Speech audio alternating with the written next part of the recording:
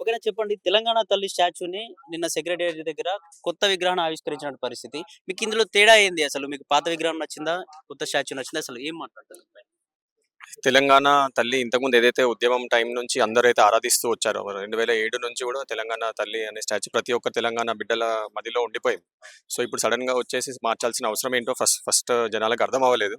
ఎందుకంటే ఇంతకుముందున్న తెలంగాణ తల్లి తెలంగాణలో ఉన్న ముఖ్యంగా తెలంగాణ అంటే బతుకమ్మ. ప్రపంచంలో ఎక్కడా గూడా లేని విధంగా పూలను పూజించే పండుగ బతుకమ్మ పండుగ. తెలంగాణలోనే ప్రత్యేకం. తెలంగాణకే చెందినటువంటి ఒక పండుగ. మరి అట్లాంటి బతుకమ్మ లేకుండా తెలంగాణ తల్లి ఉండడం చాలా ఆశ్చర్యకరమైన విషయం. ఎందుకంటే ఆల్రెడీ బతుకమ్మ పట్టుకొని మన తెలంగాణలో పండుతున్న వరి గావచ్చు, జొన్నలు, మొక్కజొన్నలు కావచ్చు అవన్నీ అమ్మవారి చేతిలో ఉన్నాయి. సో, జనరల్‌గా ఇంకోటేంటంటే మనకు ముఖ్యంగా పాత విగ్రహానికి, కొత్త విగ్రహానికి మెయిన్ తేడా ఏంటంటే వా ఇప్పుడు ఏదైతే కాంగ్రెస్ ప్రభుత్వం ఏదైతే ఇంప్లిమెంట్ చేశారో, దాంట్లో మనం ముఖ్యంగా చూస్తుంటే వాళ్ళ కాంగ్రెస్ చేతి గుర్తు ఒక కాంగ్రెస్ తల్లిలాగా అనిపిస్తుంది గానీ, తెలంగాణ తల్లిలాగా అనిపించట్లేదు.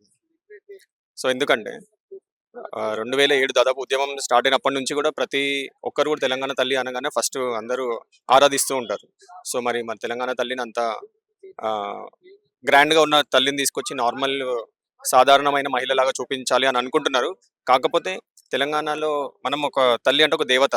ఒక దేవతనైతే ఎలాగైతే మనం భారత మాతను చూసుకున్నా గానీ, ఎక్కడున్నా గానీ నగలతో గానీ చాలా మంచిగా కనిపిస్తామన్నమాట. చూడ్డానికి చాలా ఆహ్, దేవతలాగా కనిపిస్తది బేసికల్‌గా చెప్పాలంటే. సో, అలాంటి తల్లిని ఇప్పుడు సడెన్‌గా మార్చడం అనేది ఎవరు తెలంగాణ ప్రజలు ఎవరికీ నచ్చట్లేదు. ఇంకొకటేంటంటే ఇలాంటి మేజర్ స్టెప్ తీసుకునే ముందు ఒక పబ్లిక్ ఒపీనియన్ తీసుకోవడం గానీ, ఒక కమిటీ వేస్తే బావుండేదని మా మా అభిప్రాయం.